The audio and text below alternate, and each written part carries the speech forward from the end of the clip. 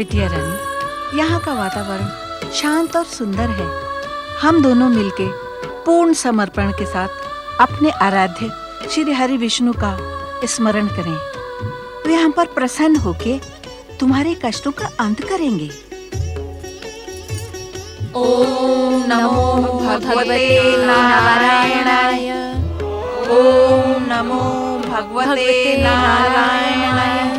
ओम नमो भगवते नारायणाय। सुखिया माई, मेरा मन बहुत घबरा रहा है। मेरे पेट में कुछ हो रहा है।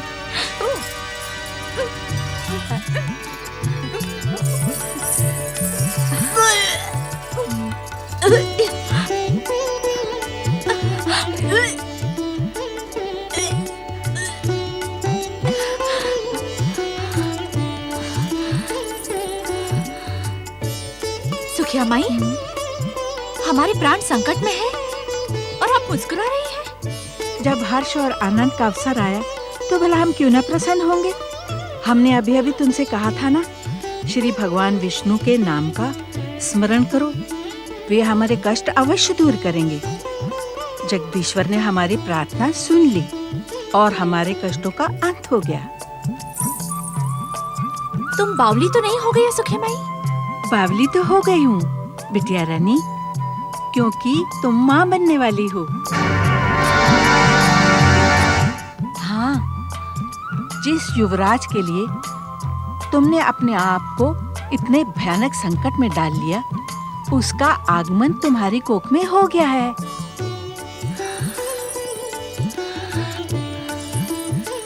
फूल सा राजकुमार आएगा, मैं उसे झूले में झुलाऊंगी, उसे लेकर झूमूंगी। पर सुरुचि, किंतु महाराज तो अवश्य प्रसन्न हो जाएंगे। इस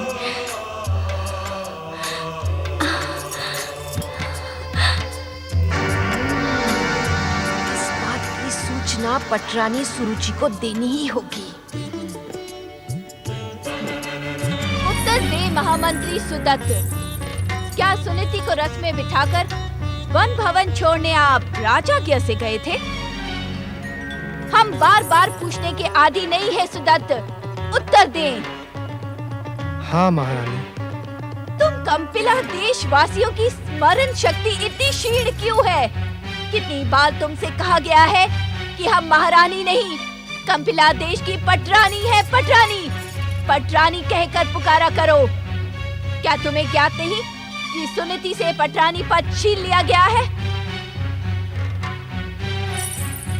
सच सच बताओ महामंत्री सुदत्त, क्या राजाज्ञा तुम्हें स्वयं महाराज ने दी थी अथवा तुम अपनी इच्छा से सहायता करने गए थे? क्षमा करें पटरानी जी, आज्ञा स्वयं महाराज ने दी थी। महाराज, अब आप जा सकते हैं, किंतु ध्यान रहे कि सुनीति अब महाराज की धर्म पत्नी नहीं रही है। उसकी किसी प्रकार की सहायता कंपिला देश के विरोध समझा जाएगा।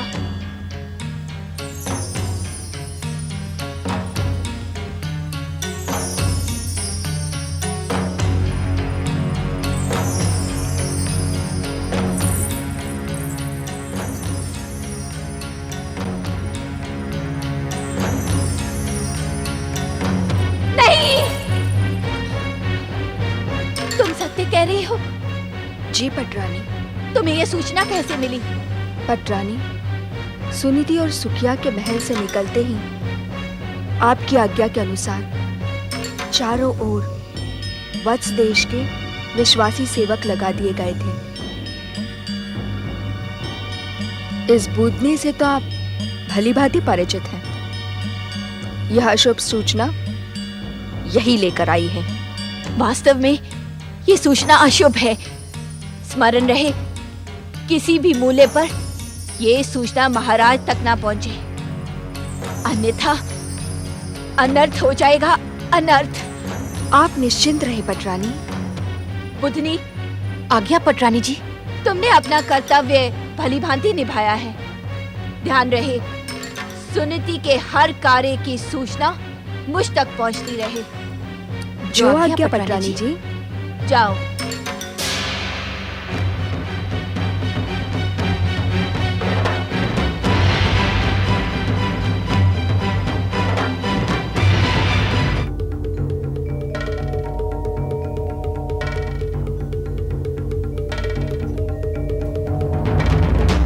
महाराज की जय हो। महामंत्री सुदत्त, आपने महारानी सुनीति को सुरक्षित वन भवन पहुंचा दिया ना? जी महाराज, किंतु मेरे इस कार्य से पटरानी जी प्रसन्न नहीं है। महाराज, यदि आज्ञा हो तो एक निवेदन करूं। अवश्य। महाराज, महारानी सुनीति को इस प्रकार राजमहल से निकाले जाने का समाचार प्रजावासियों तक पहुंच चुका है। प्रजा में रोष व्याप्त है। क्षमा करें महाराज, प्रजा इसके लिए आपको। आप अपनी बात निसंकोच कहें। महाराज, प्रजा आपको दोषी मान रही है। स्थान स्थान पर इसी बात को लेकर राज कर्मचारियों को प्रताड़ित और अपमानित किया जा रहा है।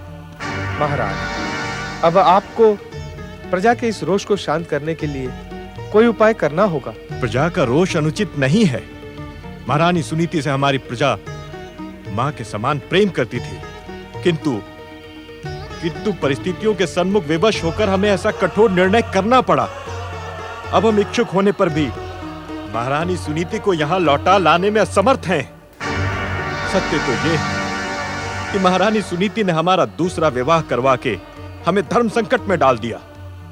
न तो हम महारानी सुनीति को प्रसन्न कर पाए और न ही पटरानी सुरुचि हमसे प्रसन्न है। अब आप ही बताएं, प्रजा के रोष को शांत करने का हम क्या उपाय कर सकते हैं?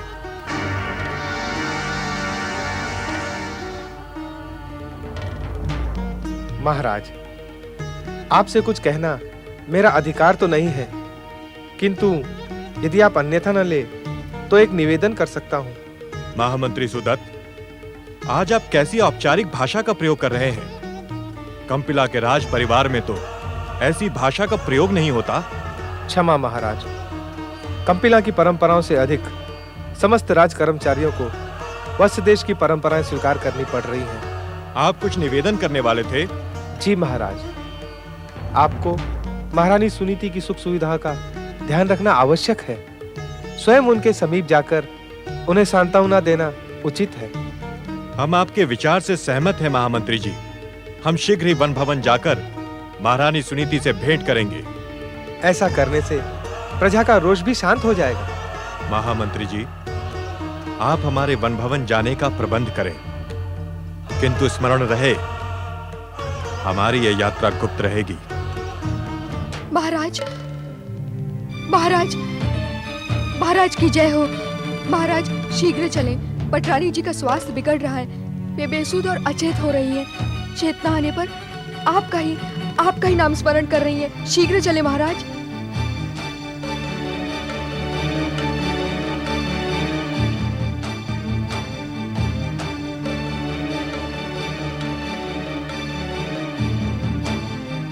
स्वामी, स्वामी, पटरानी जी, महाराज पधार गए हैं। स्वामी, क्या हुआ महारानी स्वामी, सुरुचि? मेरे प्राणों पर आ गई है महाराज। ऐसा प्रतीत होता है मेरे प्राण निकले जा रहे हैं। महामंत्री जी। जी महाराज। शीघ्र राजवैद्य को बुलाएं। यकायक महारानी को क्या हो गया? मुखरी, चंदा, मुझे कुछ देर के लिए महाराज के साथ अकेला छोड़ दो। मुझे महाराज से कुछ निवेदन करना है।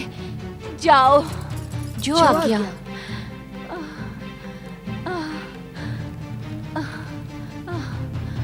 महारानी, क्या निवेदन करने की इच्छुक हैं आप?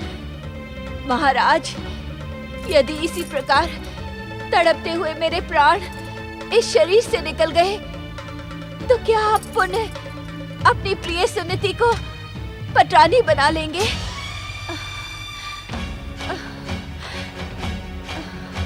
ऐसे अशुभ वचन न बोले महारानी। आपका मन अभी भी मुझे पटरानी के रूप में स्वीकार नहीं कर रहा महाराज। आप सुनिधि को ही पटरानी मानते हैं, इसी कारण आप मुझे महारानी कहकर बुला रहे हैं। आप अस्वस्थ हैं। अधिक बोलना आपके स्वास्थ्य के लिए उचित नहीं है। मैं अब ये दुविधापूर्ण जीवन व्यतीत करने की इच्छुक नहीं हूँ। मेरे प्राण निकल जाए तो उचित होगा। पटरानी सुरुचि, आप भगवान विष्णु की कृपा पर विश्वास रखें। वे जो कुछ भी करेंगे उसी में हम सब का हित छुपा है। इस प्रकार निराश होकर आप हमारे आराध्य भगवान विष्णु की कृपा की उपेक्षा कर रही हैं। आपकी आराध्य की कृपा मुझे नहीं, सुनीति को ही मिलेगी। मुझे भली भांति ज्ञान है महाराज कि आप सुनीति की मंगल कामना करते हैं। इस प्रकार आपको ईर्ष्या करना शोभा नहीं देता है पटरानी सुरुचि। आप सुनीति के त्याग को क्यों नहीं देखती? मनुवंश के भविष्य और कंपिला देश के लिए उसने अपना सब कुछ त्याग दिया। त्याग त्याग त्याग महाराज, ये त्याग नहीं था, अपितु ये एक षड्यंत्र था जिसे आप समझ नहीं पा रहे हैं। षड्यंत्र? कैसा षड्यंत्र? युवराज की माता बनने के लिए सुनीति अयोग्य सिद्ध हो गई थी।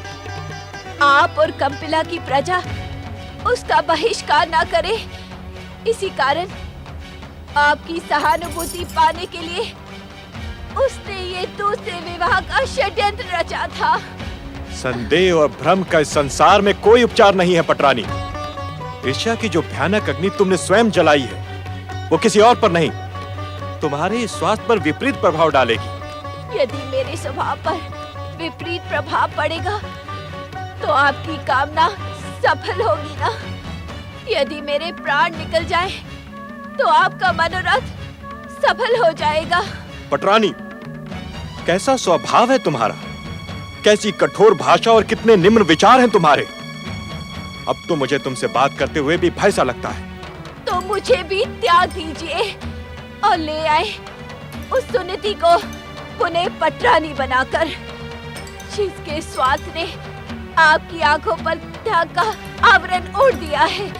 आप समझती क्यों नहीं पटरानी? सुनीति अब यहाँ नहीं है। वो कहाँ है ये जगदीश्वर के अतिरिक्त और किसी को ज्ञात नहीं। मुझे भली भांति ज्ञात है महाराज कि कंपिला के वन भवन में वे सुख से रह रही है और आपकी संपूर्ण सहायता के साथ। असत्य बोलना आपको शोभा नहीं देता महाराज। मुझे भली भांति ज्ञात है महाराज कि आप मेरे सर्वनाश की प्रतीक्षा कर रहे हैं। जिस दिन मुझे कुछ हुआ उस दिन पुनः सुनीति इस महल में कंपिला की पटरानी बनकर आएगी। सुरुचि, अब भगवान के लिए मुझे अकेला छोड़ दे।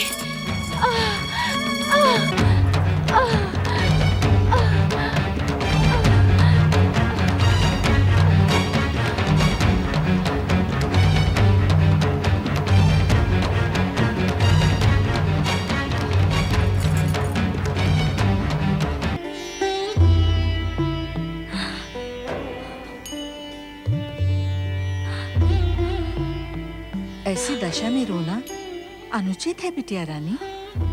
जगदीश्वर भगवान विष्णु ने तुम पर अपार कृपा की है। तुम्हें तो उनके उपकार का आदर करना चाहिए।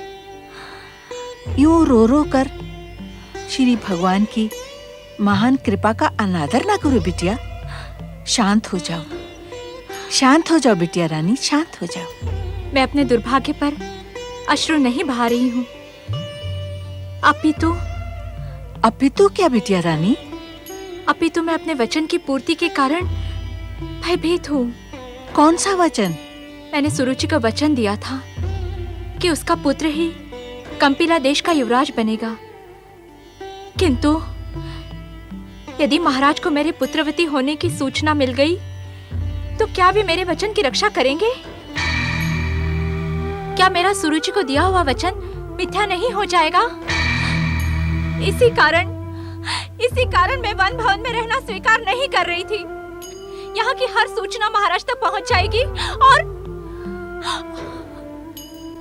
नारायण नारायण नारायण नारायण। देवर्षि, मैंने सुना है कि मनुष्य लोक के प्राणी को सैकड़ों महायज्ञ करने के बाद जो पुण्य प्राप्त होता है, वही पुण्य एक बार आपके दर्शन से प्राप्त होता है। मैं कितनी सौभाग्यशाली हूँ जो मुझे आपके दिव्य दर्शन प्राप्त हुए। नारायण नारायण। महारानी सुनीति, मैं तो अपने आराध्य जगदीश्वर भगवान विष्णु का सेवक मात्र हूँ, किंतु आप आने वाले समय में जिस दिव्य पुत्र की माता बनने वाली हैं, वो दिव्यात्माओं और सौभाग्यशालियों का शिरोमणि सिद्ध होगा और भक्ति के आकाश में एक नक्षत्र की भांति सदा सदा जगमगाता रहेगा। नारायण नारायण। महारानी सुनीति, अब आप एक महादिव्य पुत्र की माता बनने वाली हैं। पुत्र में माता के ही संस्कार पलते हैं।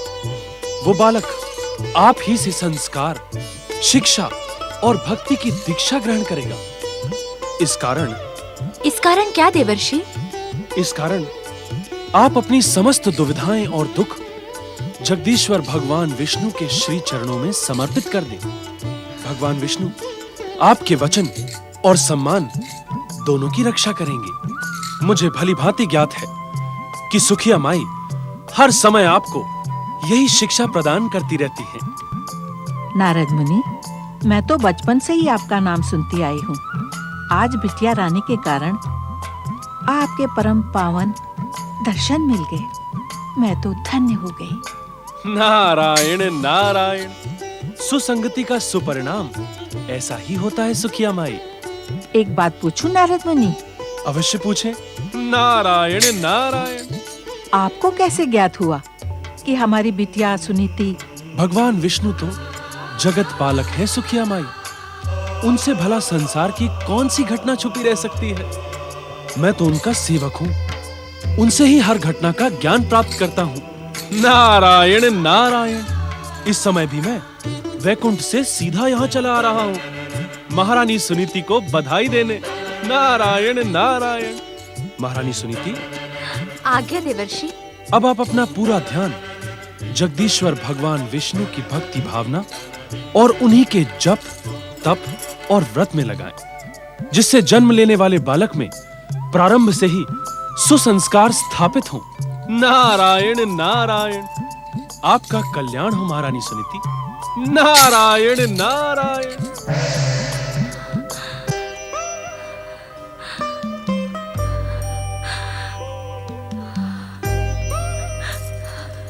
इन अश्रुओं को ना बहाओ बिटिया रानी। सुना नहीं नारद मुनि ने क्या कहा? अश्रु कहाँ बहा रही हूँ सुखिया माई? ये क्या है? ये तो सुख और आनंद के अश्रु हैं। भगवान विष्णु की कृपा और देवर्षि नारद के दर्शन पाकर मैं इन पर संयम नहीं रख पा रही हूँ। ये अश्रु भी कितने विचित्र होते हैं ना सुखिया माई। दुख और सुख में समान भाव से बह निकलते हैं। इन्हीं अश्रुओं से प्रेरणा लो बिटिया रानी। अपने दुख और सुख का हर क्षण समान भाव के साथ भगवान विष्णु के श्री चरणों में समर्पित कर दो। अवश्य माई। चलिए। कहाँ? श्री भगवान विष्णु को उनकी कृपा का धन्यवाद देने में विलंब करना उचित नहीं है। चलें?